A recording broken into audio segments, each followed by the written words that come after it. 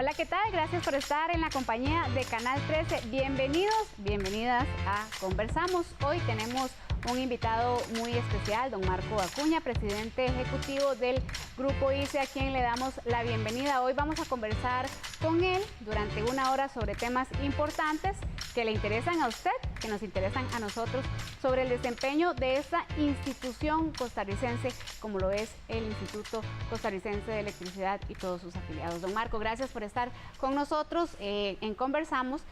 Primero darle la bienvenida y agradecerle su presencia acá. Iniciamos contándole a la gente qué es el Grupo ICE, cuál es el modelo de negocio, cuántos trabajadores laboran en esta institución. Bienvenido. Muchísimas gracias por la invitación, encantado de estar por aquí en Canal 13. Bueno, la institución, el Instituto Costarricense de Electricidad forma parte del Grupo ICE. El Grupo ICE lo conforma el Instituto Costarricense de Electricidad, en donde tenemos el área eléctrica, ¿verdad? Y tenemos también las telecomunicaciones, en donde está la marca Colby. Luego tenemos la Compañía Nacional de Fuerza y Luz, que es una compañía eléctrica que distribuye electricidad en el centro del país. Tiene cerca de 600,000 clientes, que abastece pues toda la institucionalidad del país, digamos los centros de las instituciones públicas, la Asamblea Legislativa, mucho comercio e industria. Así que es una empresa bastante relevante que está dentro del Grupo ICE, que a veces no se relaciona directamente con el grupo, y abastecemos eléctricamente a cerca de 2 millones de personas, ¿verdad? Luego tenemos a Raxa, que es una empresa que tiene negocios que tienen que ver con conectividad, soluciones digitales, hospedaje en la nube y en data centers, que son soluciones específicamente para empresas o instituciones del Estado también. Esas son las tres principales, y después hay una empresa pequeña que se encarga de temas administrativos a lo interno, que se llama gestión de cobro, que le da servicios a las otras. Ese es el Grupo ICE. En ese Grupo ICE existe un total de 16,000 personas trabajando.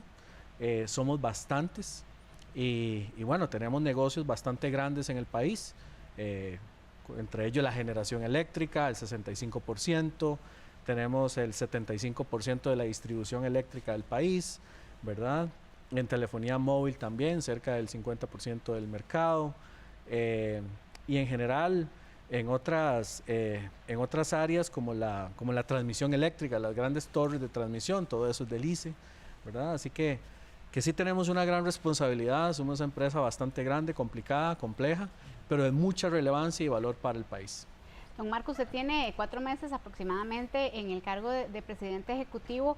¿Cuál podría ser el diagnóstico que usted nos podría dar a lo largo de estos 4 meses de trabajo? ¿Cómo encontró la institución? ¿Cuáles son esas principales deficiencias, esos problemas a los cuales usted considera que hay que entrarles de forma urgente? Bueno, últimamente en los años recientes es cierto que hemos tenido impactos en la economía. Los negocios de la institución crecen conforme crezca la economía, ¿verdad? Creo yo, como cualquier empresa. Entonces, como la economía se ha contraído por la pandemia, sí tuvimos impactos en los ingresos considerables.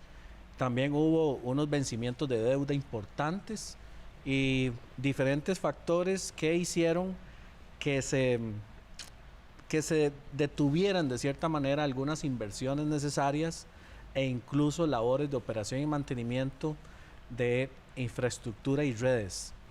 Esto quiere decir que hoy tenemos una gran urgencia por retomar la línea de llevar los sistemas a un nivel más alto en cuanto a confiabilidad y disponibilidad, sin que esto quiera decir que estamos en un riesgo, ¿no? Simplemente que la industria eléctrica, por ejemplo, tiene estándares muy altos porque es fundamental para el país.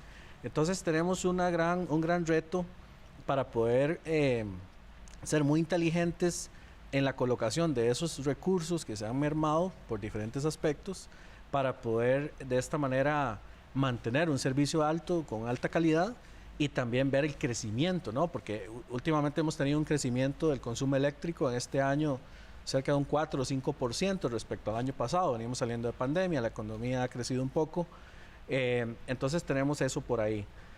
Otro elemento bastante complicado que nos topamos es una reorganización del ICE, el Instituto Costarricense de Electricidad, que tiene muchísimos cuestionamientos desde el punto de vista de procedimiento y de fondo, en lo cual tenemos pues diversos temas legales, pronunciamientos de la Contraloría, tenemos también estudios de la auditoría interna que indican algunos elementos que no se hicieron supuestamente de buena manera. Entonces nos llegamos a una empresa en la que tenemos que destinar de mejor manera los recursos, pero con una estructura organizacional que está en pleno cambio, y ese cambio se está dando de una manera que nosotros hemos considerado no apta o no, que no se inició de buena manera y que no se ha llevado a fin todavía. Eso mete mucho estrés en los compañeros y compañeras porque existe todavía indefiniciones en los roles de unas áreas, de otras. Se han hecho unos cálculos de indemnizaciones también y costos que no se estudiaron en aquel momento y que hoy nosotros tenemos que venir aquí a apechugar y resolver para seguir dando los servicios que brindamos. Y por el otro lado, tenemos una deuda muy alta.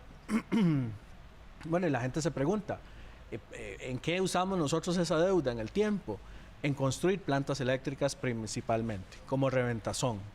Entonces esa deuda es deuda que, como cualquier persona que saca un crédito, hay que pagarla. Entonces eso, hay que sacar plata de lo que nos entra por las tarifas eléctricas para pagar esa deuda.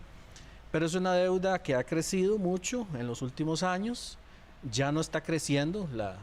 Nosotros tenemos una ruta de contener ese crecimiento porque tenemos capacidad instalada para abastecer de energía el país, pero que nos mete mucha presión. A pesar de eso, se han hecho los esfuerzos para orientar esos recursos adecuadamente, cumplir las responsabilidades financieras. Los acreedores pueden estar tranquilos de que vamos a cumplir y honrar nuestras responsabilidades. El país también, pero eso es un gran reto porque, como en cualquier casa, el destinar dinero para la deuda pues no nos deja a nosotros dinero, por ejemplo, pues para, no sé, arreglar el jardín o pintar el techo de la casa o hacer una ampliación de la casa, ¿verdad? Porque tenemos menos dinero disponible. Esa es la situación que tenemos ahorita. Entonces, no tenemos mucho margen de crecimiento abrupto, y de cierta manera es bueno que tengamos una capacidad eléctrica en el país para permitir o alimentar un crecimiento en el corto plazo sin tener que invertir mucho dinero, ¿verdad? Eso es en general cómo nos lo encontramos. Hablando un poco más detalladamente, el proyecto Reventazón, un proyecto que en su momento generó muchas expectativas por lo que representaba para el país. Sin embargo, años después también fue centro de polémica debido a algunas deficiencias. ¿Cuál es la situación actual, el diagnóstico que ustedes hacen en este proyecto? ¿Cuál es el estado de él? Y bueno, además de estar pagando la deuda, ¿qué otros costos negativos le ha generado a la institución? Bueno, Reventazón es un proyecto muy importante para el país. Se han tenido algunos aspectos técnicos desde el punto de vista civil que han sido estudiados posteriormente. Eso ha traído ciertos costos para la corrección, estando dentro de unos periodos de garantía y este tipo de cosas. Además de eso, las previsiones que existían de generación eléctrica no están siendo cubiertas, por decirlo de alguna manera. Digamos que se está generando menos de lo que debería generar, y también eso pues mete cierta presión porque el activo o la planta se usa menos de lo que debería usarse. Esos son los dos elementos principales. Pero indiferentemente de cómo opere la planta y los elementos que haya que mejorarle, igual hay que pagar la deuda, ¿verdad? Entonces ahí es donde nosotros tenemos una gran presión para poder seguir adelante con las operaciones. Don Marco, usted decía, bueno, aspectos legales, también pagos de indemnizaciones. ¿Refleja esta situación actual una mala administración en años anteriores de lo que ha sido todo el grupo ICE? Pues es difícil calificarlo como mala, porque bueno, yo sí formé parte de cierta manera, pero sí en algunos aspectos fue deficiente en el análisis y para la toma de decisiones. Creo que también que hubo mala asesoría en algunos elementos para que los grupos gerenciales y el consejo directivo tomara decisiones. Entonces, si uno hace una calificación, pues uno creería que sí, no tienen una nota muy buena, ¿verdad? Nosotros queremos y pretendemos mejorar esa gestión, volviendo de nuevo a la razón de ser de la institución, en cuanto a servirle a la sociedad costarricense agregándole valor, ¿verdad? Y no centrarse en elementos que tal vez no son la razón de ser del instituto, como por ejemplo ciertas actividades que tal vez no debería estar haciendo la institución, sino reforzar los negocios tradicionales de electricidad. Telecomunicaciones fue un negocio muy golpeado. El negocio de telecomunicaciones en los últimos 3 años perdió un 10% de mercado móvil. Eso pues es bastante lamentable, ¿no? Y también se redujeron demasiado algunos presupuestos para inversión en las redes, como lo dije anteriormente, que provoca también una experiencia al cliente no tan buena y por ende, con una competencia bastante agresiva, pues tenemos una precipitación del volumen de mercado que nosotros estamos trabajando fuertemente para revertir. Dije que no sabía si lo podía catalogar como mala, pero esas son las realidades y nosotros estamos vamos a corregir eso definitivamente, no solamente por el bien de la institución y su gente, sino que por el país, ¿verdad? Porque estamos hablando acá de la seguridad energética eléctrica del país, no es menor cosa. Y tenemos esa línea muy clara de seguir generándole valor a la sociedad como lo hemos hecho por más de 70 años. Don Marco, usted utilizaba una palabra hace algunos minutos, la palabra cambio. Cuando yo pienso en la palabra cambio, me imagino en la trayectoria que ha tenido el ICE a lo largo de 70 años, cómo también la sociedad ha cambiado, cómo ha cambiado la demanda de los servicios. Hace algunas semanas nosotros conversábamos acá en el noticiero sobre un anuncio que ustedes hacían para dejar de dar el servicio de telefonía fija mediante cobre para pasar a lo que es tecnología IP. Esta decisión, ¿por qué la toman ustedes? ¿Se convirtió en un modelo de negocio ineficaz, la telefonía fija de los hogares? Y también hablemos un poco de las pérdidas millonarias que la institución ha experimentado a lo largo de los años por el robo de cobre y otro tipo de activos que son del Estado. Sí, claro, estamos hablando de una tecnología que va de salida, definitivamente. Más bien que va de salida, tuvo que haber salido hace tiempo. El cobre es una tecnología obsoleta ya. No, los rendimientos, por ejemplo, para darle internet a la gente no suben de 5 megabits por segundo, cuando la fibra óptica puede dar 300, 100, ¿verdad? También la distancia a la que usted puede ir con cobre es mucho más corta que con fibra para llegarle, por ejemplo, a una persona, a una casa o a un comercio. Entonces, definitivamente esa decisión había que tomarla. Nosotros ya tomamos la decisión de desinvertir en esa red. Eso significa paulatinamente de cierta manera, para ponerlo sencillo, desinstalarla y sustituirlo por fibra, y la gente puede tener las alternativas de fibra, telefonía móvil u otras tecnologías que estaremos implementando para que sigan teniendo el servicio, ¿verdad? Teniendo el servicio, porque esa es nuestra prioridad, que la gente esté conectada. Y en cuanto al aspecto financiero, es un negocio que genera un déficit de más de 50,000 millones de colones al año. Eso es muchísimo dinero y ninguna empresa en este país ni en el mundo permitiría que todos los años pierda como 80 millones de dólares por una tecnología obsoleta cuando hoy hay alternativas, ¿verdad? Y cuanto al robo de cobre, es un robo que representa 3.000 millones de colones al año, un robo de cobre, ¿verdad? Eso es muchísimo dinero también, y yo considero que una decisión acertada, y creo que no había que pensarla mucho, aunque sí hicimos los análisis y todos los estudios correspondientes, es terminar con esa tecnología y migrar hacia la que sigue.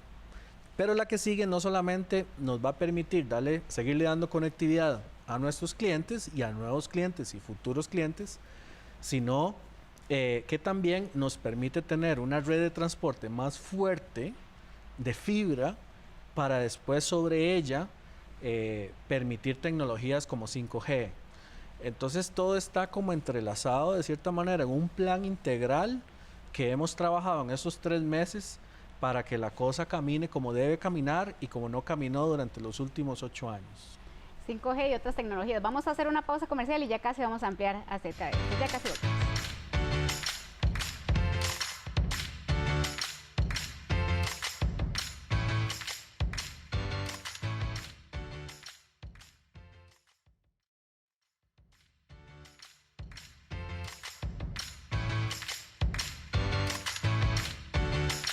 Continuamos en Conversamos. Nos acompaña don Marco Acuña, presidente ejecutivo del Instituto Costarricense de Electricidad. Antes de ir a la pausa, hablábamos de las nuevas tecnologías, toda la inversión, el trabajo que el ICE está realizando en esta administración. Don Marco, bueno, hablábamos un poco de 5G, también conversábamos fuera de la pausa acerca de lo que es el Internet u otras telecomunicaciones vía satelital para zonas alejadas, por ejemplo, como Talamanca. ¿Cuál ha sido la inversión y el esfuerzo que ustedes están haciendo como institución para llevarle todos estos servicios a las poblaciones más alejadas del gran área metropolitana? Bueno, nosotros en estos 4 meses hemos identificado esas necesidades.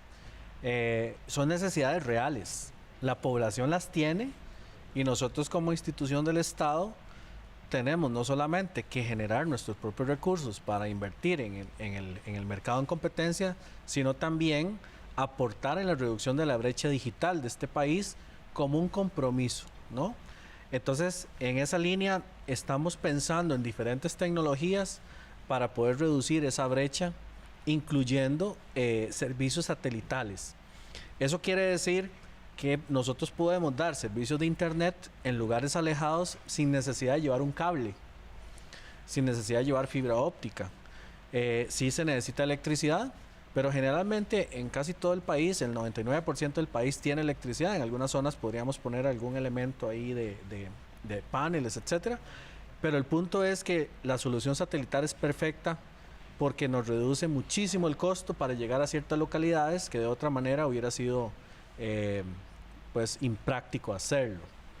¿Qué papel juega Fonatel en todo este esfuerzo también que ustedes están haciendo como institución? Sí, esa es una muy buena pregunta. A nosotros cuando llegamos a las comunidades o recibimos solicitudes en la oficina, generalmente la gente ve al ICE como la empresa llamada y la institución llamada a solventarles la necesidad de conectividad. No se acuerdan de nadie más. Pero viera que al abrirse el mercado de las telecomunicaciones, nosotros tenemos que hacer las inversiones en donde se consideren rentables. Porque si no, caeríamos en desventaja con los otros operadores que ven meramente el aspecto de rentabilidad. Ante eso, existe un fondo que se llama el Fondo Nacional de las Telecomunicaciones para que vayan a invertir en esos lugares no rentables y reduzcan la brecha digital, para lo cual recurren a los operadores, incluyendo el ICE, para que haga los proyectos. Nosotros tenemos el 70% de los proyectos de Fonatel. Y eso no es que Fonatel le dice, ICE, vaya, hágalo. Es que ganamos los concursos. En algunos concursos solo el ICE participa, por ejemplo. ¿Verdad? Por ejemplo, la conectividad celular en territorios indígenas. Nosotros fuimos el único oferente y somos los que tenemos esos servicios en las comunidades indígenas, por ejemplo. Fonatel debería cumplir un rol más protagónico, más agresivo desde el punto de vista de invertir más en menos tiempo porque la brecha digital de este país considero que no se está cerrando. Y si nosotros como ICE, por ejemplo, dejamos de dar el servicio de conectividad con cobre, la brecha se aumentaría aún más. Entonces tenemos una responsabilidad social que no se considere como un aspecto de pérdida financiera, sino que tenemos esa vocación para sostener esa brecha a pesar de que algunos negocios no sean rentables para nosotros, ¿verdad? Y en esa línea vamos a ir. Entonces vamos a ver de qué manera logramos aumentar la rentabilidad de los negocios en competencia para poder hacer inversiones en la reducción de la brecha digital de este país, de cierta manera un poco apartados de Fonatel, porque Fonatel, en mi criterio, no ha respondido a las necesidades de este país desde que se abrió el mercado de las telecomunicaciones. Don Marco, me surge la siguiente inquietud. Si tuviéramos acá un mapa de Costa Rica y pudiéramos marcar esa brecha digital, ¿cuáles comunidades alejadas de la gran área metropolitana saldrían perdiendo? ¿Cuáles son esas comunidades que definitivamente no tienen ese acceso a estos servicios de los cuales estamos hablando? Esa es una muy buena pregunta y le va a sorprender, y a las personas que nos ven le va a sorprender que podemos estar hablando de comunidades incluso aquí en los cerros de Acerrí o en Tarbaca, a ese nivel, o zona norte del país, zonas de La Cruz, zonas en Guanacaste, en Limón Sur, ni siquiera en los territorios indígenas, estamos hablando del Caribe Sur, en algunas zonas, y en general, que usted puede decir, es que esto no está alejado, pero en ese lugar puede ser que no haya ni fibra óptica, ni cobre, ni telefonía celular. Y en algunos lugares nos hemos topado la situación de que uno está bien, el ICE u otro operador puede poner fibra, pero no pueden pagarla. Entonces eso es muy complicado y ya uno como operador del sistema se pone a pensar, bueno, entonces la fibra no es la solución para estas personas. Debería ser otra tecnología, como por ejemplo la celular, porque entonces podrían tener acceso a conectividad sin pagar 20,000, 30,000 colones por mes, que para una familia de escasos recursos es muchísimo dinero. Ahí es donde yo creo que el sistema está fallando. Estamos, y digo estamos porque nosotros estamos en esa industria de conectividad y de telecomunicaciones, estamos fallándole a gran cantidad de la población. Y creo que ahí tenemos que dar productos y servicios a la medida para reducir esa brecha. Entonces vea que la brecha digital no se circunscribe a lugares alejados, puede ser incluso en lugares céntricos, pero que las familias no pueden pagarla, ¿verdad? Y eso creo yo que es un tema país que tenemos que abordar, y nosotros como Instituto Costarricense de Electricidad estamos con total disposición para llegar a solucionar en conjunto con otras instituciones y incluso con la SUTEL y la Fonatel y el Fonatel, perdón. Así que se sorprende uno a veces donde hay brecha. ¿Podríamos decir que estos servicios satelitales de los cuales ya usted nos mencionaba podrían ser una opción, una solución a corto plazo para estas comunidades, para esos vecinos de Acerrí que tal vez nos están viendo en este momento y que tal vez la pasaron muy mal durante la pandemia porque tenían hijos en la escuela y en el colegio y no tenían conectividad? Sí, puede ser una solución. Definitivamente, lo que pasa es que estamos viendo de qué manera esta solución la hacemos accesible, y para eso yo aprovecho el espacio para hacer un llamado al MISIT para que dentro del Plan Nacional de Desarrollo de las Telecomunicaciones incluya política pública necesaria para que no solamente el ICE, sino los operadores podamos dar servicios que tal vez no sean rentables a personas que califiquen para eso, y que por ejemplo Fonatel subsidie directamente esos servicios, y de esta manera reduzcamos más rápido la brecha digital, ¿verdad? Otras personas de zonas alejadas podrán pagarlo, pero la idea de nosotros es hacer productos accesibles, porque de nada nos sirve tener fibra en un lugar si la gente no puede pagarla, ¿verdad? Ahí es donde nosotros como ICE vamos más allá, y creo que ese es uno de las grandes deudas que tiene la institucionalidad desde el punto de vista de las telecomunicaciones en este país y que como actores queremos ayudar y como lo hemos venido haciendo a que eso se mejore. Bueno, ya lo hemos mencionado, pero me gustaría preguntarle de una forma más detallada cuál es el enfoque que está teniendo el ICE en el desarrollo de las comunidades rurales. Usted ponía ejemplo comunidades muy cerca acá del área metropolitana, pero ya fuera del gran área metropolitana, ¿cuál es el enfoque que están teniendo ustedes como institución? Sí, lo primero es que encontramos un gran rezago en cuanto a la inversión y el mantenimiento de las redes eléctricas. Por ejemplo, uno puede ver a veces en la casa que como que la luz se baja, ¿verdad? Y no se fue la luz, pero la luz se bajó.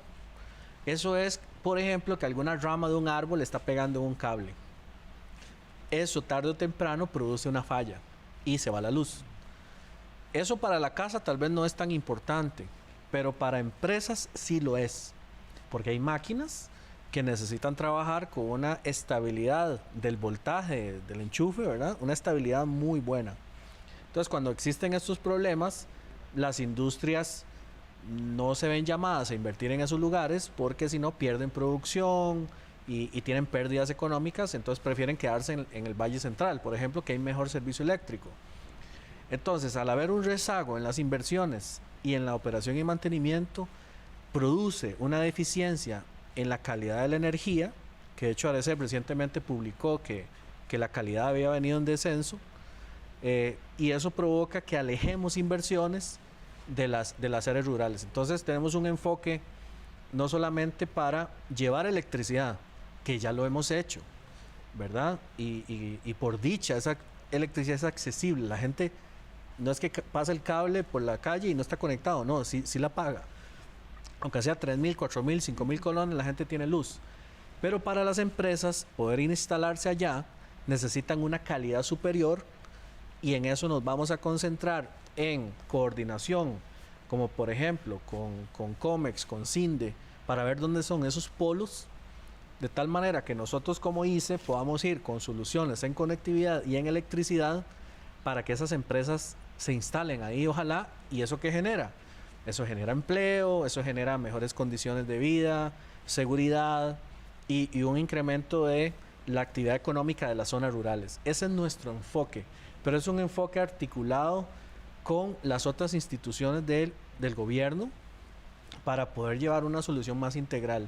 Ese es el enfoque que estamos viendo. Estamos hablando específicamente también del incentivo a zonas francas, precisamente fuera del gran área metropolitana, con estos esfuerzos. Así es, totalmente. Nosotros estamos muy interesados en ese proyecto porque nos potencia y nos habilita para con más fuerza ir a resolver esos problemas a las áreas rurales y de esta manera atraer las inversiones hacia allá.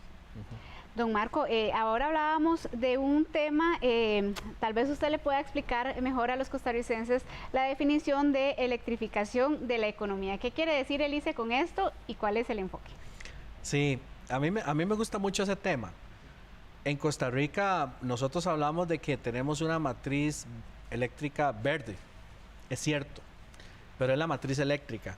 Pero nosotros consumimos energía importada, que es gasolina, diésel, búnker, combustible de aviones, etcétera.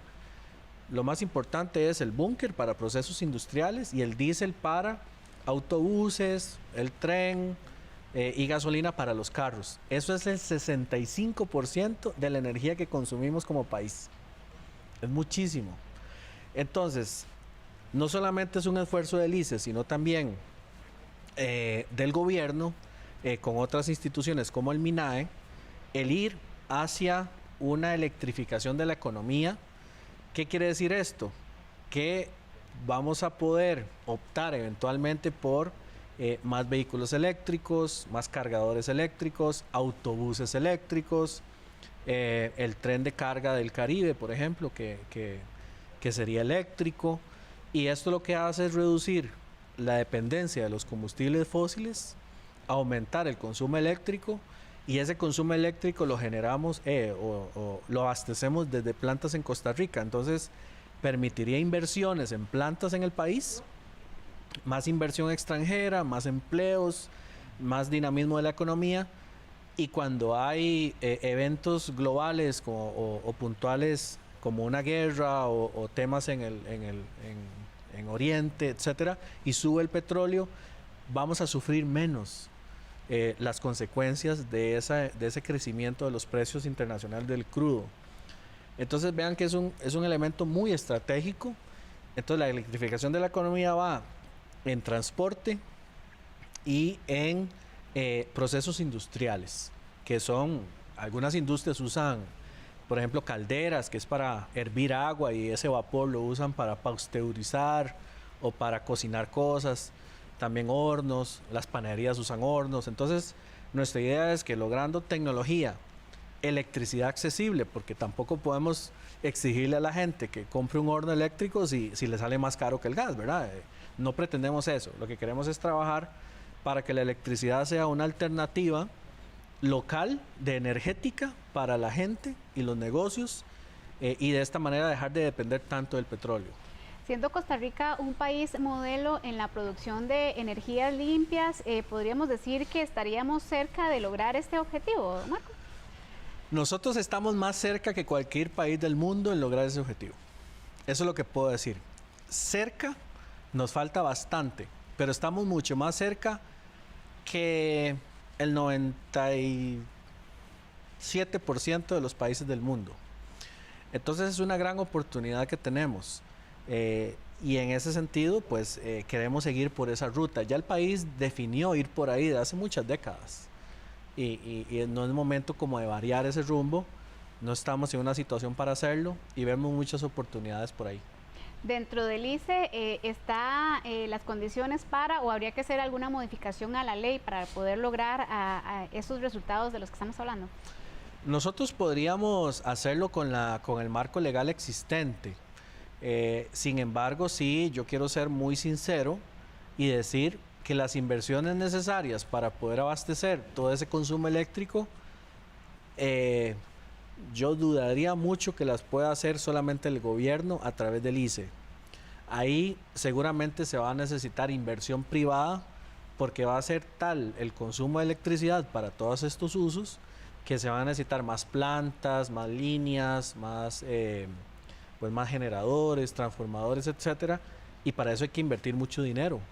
Entonces no solamente es el ICE, sino otras empresas eléctricas. En el país somos 8 empresas eléctricas y también el sector privado es fundamental para eso.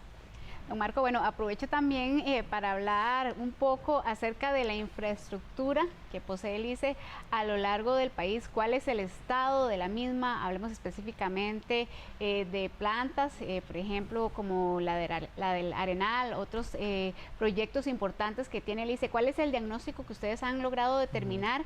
Y digámosle a los costarricenses, ¿cómo están estos activos que nos pertenecen a todos también?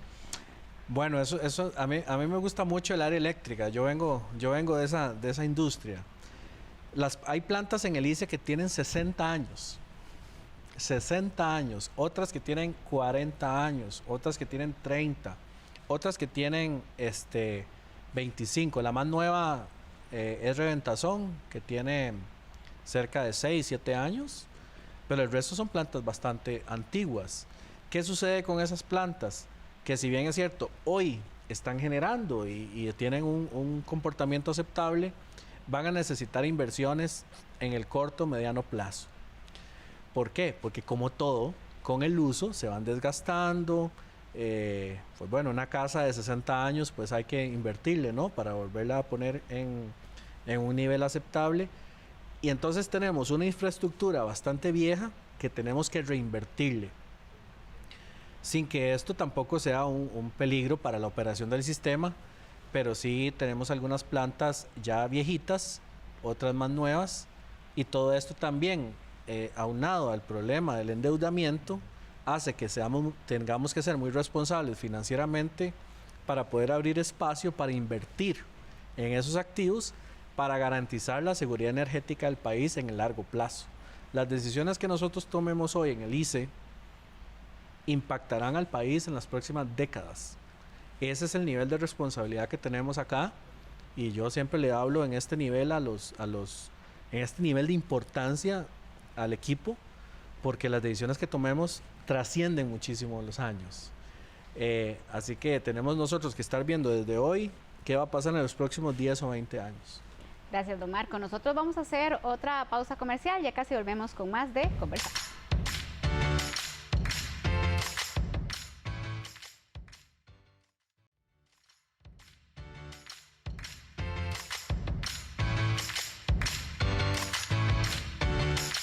Gracias por continuar con nosotros. Usted está viendo Conversamos. Hoy estamos con don Marco Acuña, presidente ejecutivo del Instituto Costarricense de Electricidad. Hemos tenido una conversación amplia, un diagnóstico general sobre el estado de la institución, de sus activos, de cuáles son los esfuerzos que está realizando la institución por cerrar esas brechas existentes en el país, que aunque usted no lo crea, están más cerca de lo que usted y yo nos podemos imaginar. Don Marco, gracias por continuar con nosotros. Hablemos ahora de temas un tanto más políticos. Se está dando en este momento una discusión en la institución y en otras instituciones también del país sobre el manejo de los recursos, específicamente aumentos salariales. ¿Está el Instituto Costarricense de Electricidad en este momento en capacidad de hacerle un aumento salarial a sus empleados pese a las presiones de parte de los sindicatos? Sí, bueno, es una pregunta muy, ¿verdad? ¿Cómo se llama? Actual, de lo que está sucediendo. Nosotros, primero que todo, porque hay dos grandes componentes ahí, es el tema de las anualidades, que si se pagan retroactivo o no, y luego el tema del aumento. El asunto de las anualidades, pagarlas retroactivo, eso ya está establecido que no procede por parte de la Procuraduría General de la República. Y luego el aspecto de aumento tiene que ver con un tema meramente financiero, ¿verdad? Si bien es cierto, hemos tenido un crecimiento del costo de la vida, ¿no? Por inflación, hace tiempo no se hacen incrementos salariales, pues también tenemos una realidad país, tenemos una realidad fiscal, tenemos una realidad inflacionaria y en el ICE propiamente tenemos una realidad que es un panorama de incremento de tasas de interés a nivel nacional y global que incrementarán el costo de nuestra deuda y ya lo dije hace un rato, la deuda es una de las grandes preocupaciones nuestras porque acapara mucho de nuestros ingresos. Entonces, tomando en cuenta eso, tomando en cuenta el que necesitamos invertir para rescatar y elevar el servicio tanto en electricidad como en telecomunicaciones que se ha de cierta manera abandonado en los últimos años. ¿Para qué? Para generar más ingresos, para atraer más clientes. Perdemos un 10% de clientes de telefonía móvil en los últimos años. Entonces, todos esos elementos externos al ICE e internos al ICE nos pone en una situación en la que no sería responsable en este momento hacer un aumento. Nosotros no estamos diciendo que no lo haremos en algún momento o que el gobierno y el sector público no lo va a hacer. Lo que estamos diciendo es que no es el momento para hacerlo en vista de todas estas circunstancias que a nosotros nos encantaría que no fuera de esa manera, pero está sucediendo. Entonces, uno se pone a pensar, bueno, de cierta manera cuidemos el trabajo que tenemos, atraigamos más clientes, sepamos que el país está en una situación fiscal complicada y otros compañeros o otras instituciones están haciendo lo suyo también. El gobierno está haciendo grandes esfuerzos para mejorar la economía del país, el tipo de cambio, ¿no? Que eso nos afecta muchísimo en el ICE. Entonces, todo ese entorno hace ver que no es un buen momento para pensar en un aumento salarial. Don Marco, bueno, usted ya lo ha mencionado, al menos en 2 ocasiones en esta entrevista, esa pérdida de un 10% de los servicios de telefonía fija, ¿verdad?, que ustedes perdieron. Y también mencionaba al inicio de esta entrevista que el ICE se enfoca en algunos negocios que tal vez no le corresponden. Le hago este preámbulo para preguntarle lo siguiente. En el momento que se construyó el proyecto hidroeléctrico Reventazón, quedó en evidencia la gran capacidad operativa en materia de construcción de infraestructura pública que tenía o que tiene el Instituto Costarricense de Electricidad. Muchas personas pensarán, ¿está el ICE en la capacidad de construir obra pública? Hablemos de carreteras. Bueno, para nadie es un secreto la situación que ocurrió días atrás, donde lamentablemente hubo personas que perdieron la vida. Todos los días cuando vamos conduciendo nuestros vehículos vemos el estado deplorable de las calles. ¿Podría ser este un modelo de negocio del ICE también como para poder recuperar finanzas en la institución? Bueno, eso es un tema bastante polémico, ¿verdad? Yo no creería que debería ser tan polémico. Es un asunto de practicidad, de pragmatismo. Y es que si el gobierno a través del ICE tiene capacidad para desarrollar obra, ya sea de creación de nueva obra o de, ¿cómo se llama?, reparación en caso de emergencias, creo que uno se pregunta por qué no puede usarlo, ¿verdad? Nosotros atendemos emergencias luego que pasa un huracán. Tenemos todas las facilidades, no solamente técnicas, sino de maquinaria, también de expertise para poder solucionar cosas muy rápido. Entonces, yo no lo veo tanto como un negocio para el ICE, porque el negocio de construcción también es bien riesgoso, ¿verdad? Es muy riesgoso y puede ser que nos afecte, por ejemplo, en el tema de regla fiscal, ¿no? Que se presupueste mucho para eso y nos quite presupuesto para dar el servicio eléctrico, por ejemplo. Sin embargo, nosotros tenemos toda la capacidad, voluntad y habilitación legal para hacer temas como manejos de agua, canales, diques, puentes, drenajes, todo lo que usted ve en las emergencias cuando hay inundaciones o desbordamiento de ríos o ese tipo de cosas. Nosotros, cuando hay emergencias, nos piden maquinaria. La Comisión Nacional de Emergencias, tenemos una excelente relación con ellos, aportamos maquinaria, expertos, geólogos, ingenieros, hidrólogos, todo eso, ¿verdad? Entonces yo me pregunto, ¿por qué no podemos aprovechar eso para el beneficio del país y de las comunidades que están sufriendo? ¿Qué es lo que pasa? Que nosotros podemos aportar eso en momentos de emergencia, porque la ley nos ampara en eso, por dicha. Pero en otros momentos, como por ejemplo en verano, que nosotros podamos hacer obras de manejo de agua en taludes, con tanto deslizamiento que tenemos, por ejemplo, temas incluso de manejo de aguas en carreteras, canales de riego, acueductos, etcétera, nosotros podríamos hacerlo sin ningún problema y de una manera en la que la gente puede decir, bueno, pero es que el costo puede ser muy alto. No, simplemente se negocia el costo, el monto, y con ese monto vamos, ¿verdad? Entonces creo yo que sí se pierde una oportunidad importante para que el país cuente rápidamente con soluciones para situaciones apremiantes como emergencias o elementos que no pueden postergarse más, que llevan años ahí y que uno no ve una agilidad suficiente. Nosotros bien podríamos trabajar con el MOP, con el COSEBI, o el CONAVI, perdón, Comisión Nacional de Emergencias, para ir juntos a solucionar esos problemas país y de las comunidades. Habría voluntad, nada más que tendría que hacerse esa modificación o esa parte legal para poder hacerlo. A ver, vieras que no, legalmente lo podemos hacer. Okay. La Procuraduría ha sido clara en que el ICE puede entrar en actividades que sean afín a sus funciones. Todo lo que tiene que ver en agua, nosotros somos los que tenemos, con mucho respeto, más capacidad en este país para trabajar todo lo que tenga que ver con agua. Desde una represa hasta una tubería, hasta una turbina, todo. En agua, por ejemplo, pozos. Todo eso nosotros hacemos pozos de 2.500 metros de profundidad para sacar vapor del volcán. Entonces, toda esa capacidad está ahí.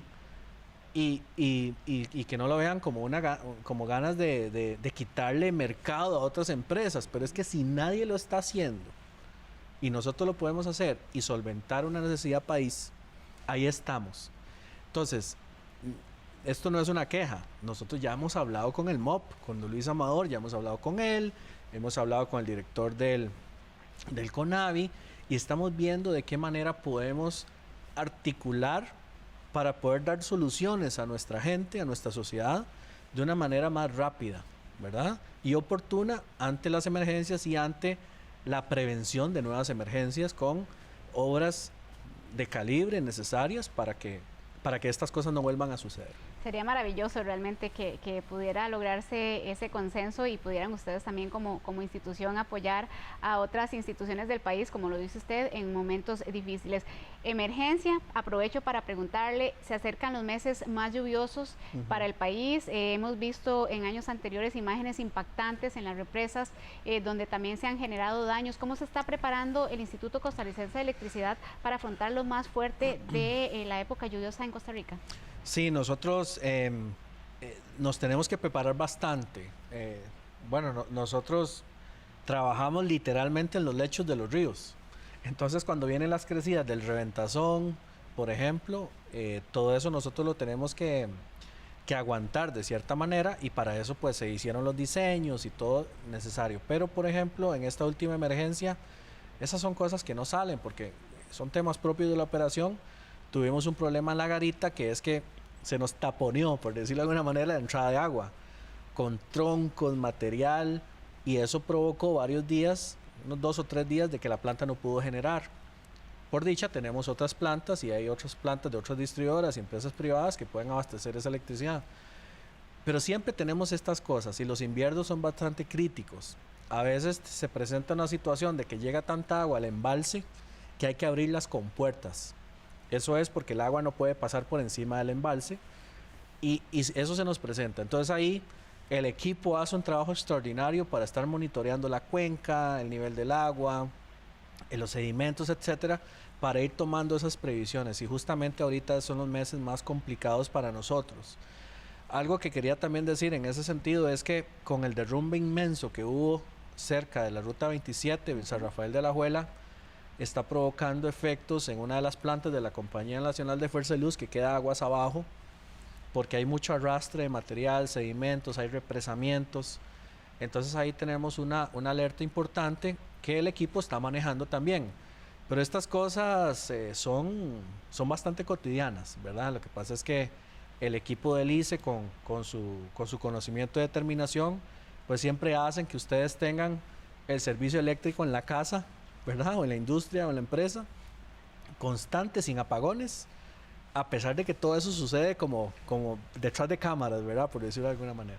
Don Marco, bueno, ahora que menciona este deslizamiento cercano a la Ruta 27, fue un tema que también estuvo muy presente este fin de semana durante la emergencia por las últimas lluvias que hemos experimentado. Amplíenos un poco más acerca de esta situación, qué medidas preventivas se están tomando y cuáles serían las peores consecuencias en caso de un colapso. ¿Específicamente de cuál, perdón? El que está cerca de la Ruta 27. Ah, bueno, ese mismo. A ver, nosotros estamos evaluando a cada momento eso. Y tenemos unas plantas, aguas abajo es más abajo en el río, ¿verdad? Y tenemos que estar monitoreando qué sucede con ese deslizamiento. Porque si se represa agua ahí y después se libera, puede afectar infraestructura de la Compañía Nacional de Fuerza y Luz. ¿Qué se puede hacer directamente en el cauce? Es algo que los equipos están determinando en este momento, porque también puede ser muy peligroso, ¿verdad? Estamos hablando de miles y miles de metros cúbicos de terreno que se movieron al cauce y no tenemos ahorita una respuesta específica a qué vamos a hacer con eso, pero primero la seguridad de las personas, ¿verdad? Y en esa línea vamos a ir para poder determinar las soluciones.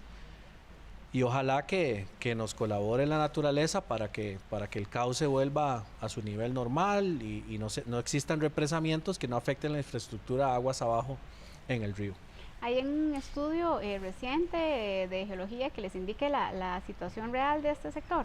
Estamos en eso. Es que eso sucedió hace 2 o 3 días, ¿verdad? Y primero hay que ver si es seguro hacer los estudios ahí, etcétera, y los equipos lo han estado determinando, sí.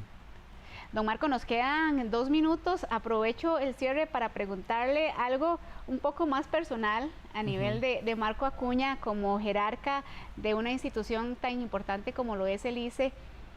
¿Algún reto personal, profesional, el cual quiere usted desarrollar en el instituto a lo largo de su gestión? Sí, son 3, ¿verdad? Son 3. El primero es que la gente que trabaja en el ICE se sienta orgullosa de trabajar en el ICE. Eso se ha perdido recientemente. Eso es un asunto de cultura organizacional que yo quisiera, con ayuda de todo el equipo y todas y todos, resaltar. Y no como un fin en sí mismo, sino por el aporte que nosotros le damos a la sociedad costarricense. Ese por ahí. El segundo, dejar encaminado el ICE en la parte de telecomunicaciones para los próximos 5 a 10 años. Después de que, si Dios quiere, terminemos la administración. Tiene que ver con 5G, tiene que ver con conectividad internacional y tiene que ver con inversiones en transporte de datos. Eso por ahí. Y luego lo otro, que es un poco más integral, igual que el primero, que es la cultura, es dejar un balance de deuda que nos permita tener oxígeno financiero para los retos que se vienen hacia el futuro, cuando ya estas plantas viejitas empiezan a pedir inversión y también cuando el crecimiento de la demanda eléctrica derivada de la electrificación de la economía empieza a crecer y nosotros necesitemos líneas eléctricas, subestaciones y plantas. Esos son los 3 grandes elementos que podría considerar como que me gustaría que aquí al cabo de la administración dejemos enrumbados. Muchas gracias, don Marco. Con mucho gusto. Gracias a ustedes también por acompañarnos en una edición más de Conversamos. Hoy hablábamos con don Marco Acuña, presidente ejecutivo del Instituto Costarricense de Electricidad. Continúe con la programación de su Canal 13.